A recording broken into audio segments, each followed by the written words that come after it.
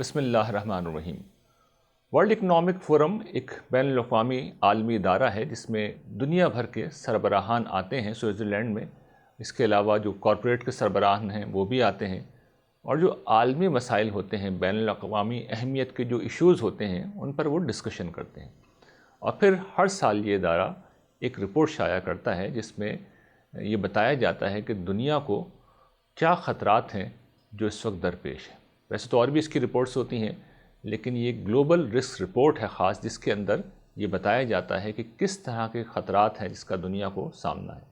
2026 کی اس کی جو رپورٹ ہے وہ اس پہلو سے بڑی دلچسپ ہے کہ وہاں پر ایک چیز ایسی موجود ہے جسے شاید خطرہ نہ سمجھا جائے، اور وہ ابتدائی چیزوں میں سے، یعنی 5ویں نمبر پہ جو چیز موجود ہے وہ ہے ڈس انفارمیشن اور مس انفارمیشن، جسے ہم اپنی زبان میں عام طور پر افواہ سازی کہتے ہیں۔ تو یہ وہ چیز ہے جو دنیا بھر کے نزدیک ایک بہت بڑا مسئلہ ہے۔ ہمارے ملک میں بھی بہت بڑا مسئلہ ہمیشہ سے رہا ہے۔ ہمیں یاد ہے ہمارے بچپن میں جب افواہیں پھیلتی تھیں تو اتنی تیزی سے پھیلتی تھیں، حالانکہ وہ دور وہ تھا کہ جس میں نہ یہ سارے سوشل میڈیا موجود تھے، انٹرنیٹ بھی موجود نہیں تھا، حتیٰ کہ الیکٹرانک میڈیا بھی موجود نہیں تھا۔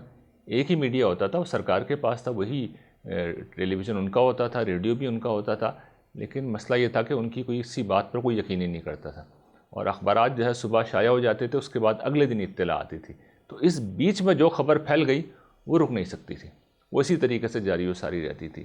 تو اب انفارمیشن آ گئی ہے، اب انفارمیشن ایج کے اندر اتنی زیادہ انفارمیشن ہے، اتنی زیادہ معلومات ہے، اتنے زیادہ ذرائع ہیں کہ خبر پھیلانا بہت آسان ہو گیا ہے۔ یعنی آپ ایک سوشل میڈیا گروپ بنائیں، واٹس ایپ کا گروپ بنائیں، اور اس کے اوپر آپ کوئی خبر پھیلا دیں، اس کے بعد اس گروپ کے لوگ اس پر ایمان لائیں گے اور اس کو آگے پھیلاتے چلے جائیں گے۔ اور ہمارے یہاں چونکہ پس منظر ہے، مذہبی پس منظر ہے، سیاسی پس منظر ہے، اس میں یہ کام کچھ انٹینشنلی بھی کیا جاتا ہے اور پھر بات پھیلتی چلی جاتی ہے۔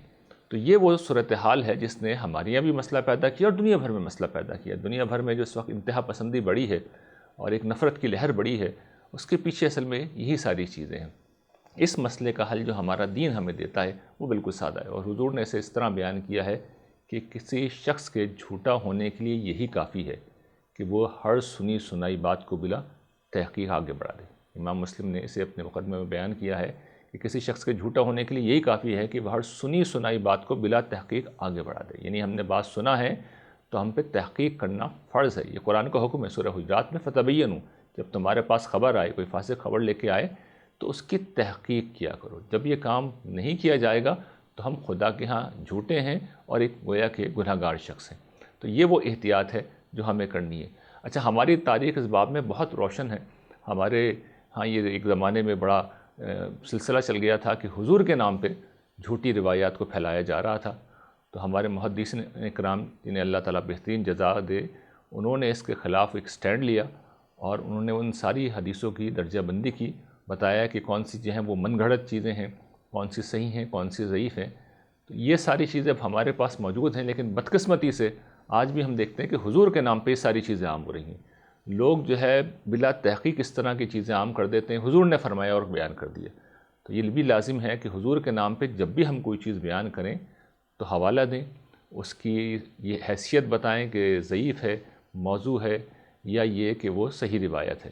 یہ اگر نہیں کریں گے تو پھر اس وعید کو ہمیں یاد رکھنا چاہیے جو حضور نے ارشاد فرمائی ہے کہ کسی شخص کے لیے جو یہ کام کرتا ہو اسے سمجھ لینا چاہیے کہ میری طرف اگر کسی نے جان بوجھ کے جھوٹ منسوب کیا تو اس کا ٹھکانہ جہنم ہے۔ تو ایک سخت وعید ہے جو حضور نے دی ہے، تو اس لحاظ سے ہمیں بہت محتاط رہنا چاہیے۔ وآخر دعوانا ان الحمد للہ رب العالمین۔